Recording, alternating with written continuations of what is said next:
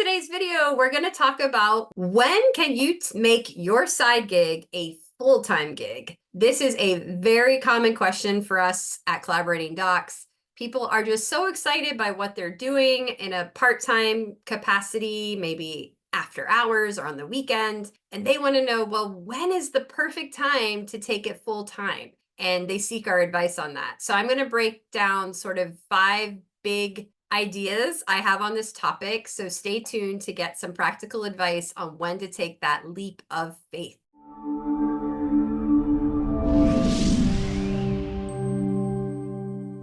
Hi, I'm Dr. Annie DePasquale, the founder and CEO of Collaborating Docs. Today is a topic near and dear to my heart. When can you take this part-time side gig and make it your full-time gig? This is the dream. This is what everyone, or I shouldn't say everyone, but most people are looking to make this happen because we're all passionate about our side gig and we're the boss, we control everything, it's our way on everything. We set the rules, the policies, the time off requests, like we do it all.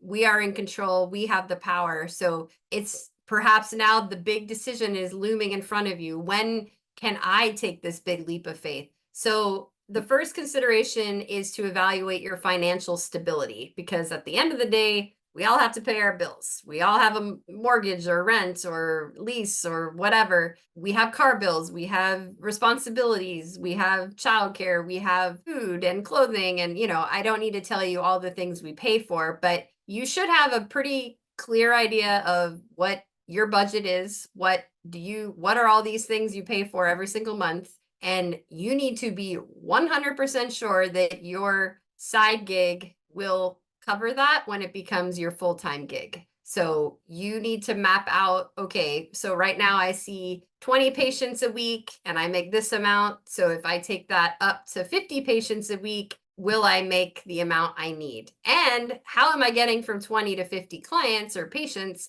Because that alone is a big leap. So I'm a big fan of little baby steps. So if you're doing 2 days a week now, go to 3, then go to 4, then go to 5. Going 2 to 5, there's some risk. There may be some uncertainty. It's good to save and have a cushion. So, that rainy day fund in your bank account, that if this doesn't quite work out how you wanted, you are okay, at least for a couple months. Second idea is to analyze the growth and demand in your market, in your community, with the patients you serve. What's on the horizon? Are there 5 new primary care clinics opening, or the local hospitals buying up all the small practices? Or, what is the word on the street? How is this looking for you? Telemedicine, for example, went crazy with COVID and got very oversaturated very quickly and made it harder for people to put up their shingle in that way. I think it's definitely improving again.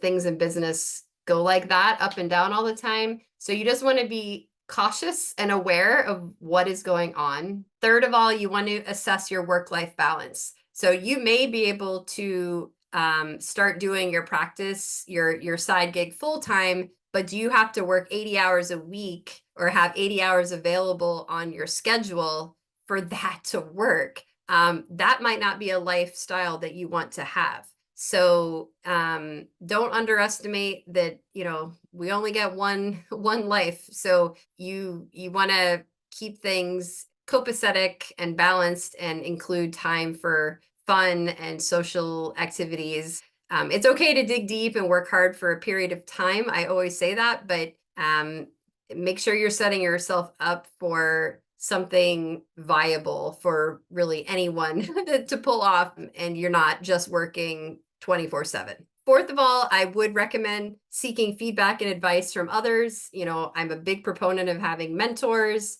talking to other peers who are doing a similar thing, colleagues, business advisors. They would probably be able to point you in the direction of whether the timing is right for you or not, and what things have to happen for the timing to be right. So, let them ask you lots and lots of questions, and then they can give you their honest feedback. And last but not least is to create a transition plan. So this is a huge decision. Don't just go into it lightly, like, sure, I'll just open up my EMR schedule and it'll just fill on in. It's way more than that.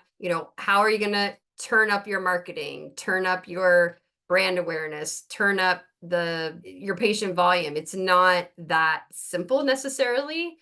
So you want to map it out and have a very clear plan of how that's going to work.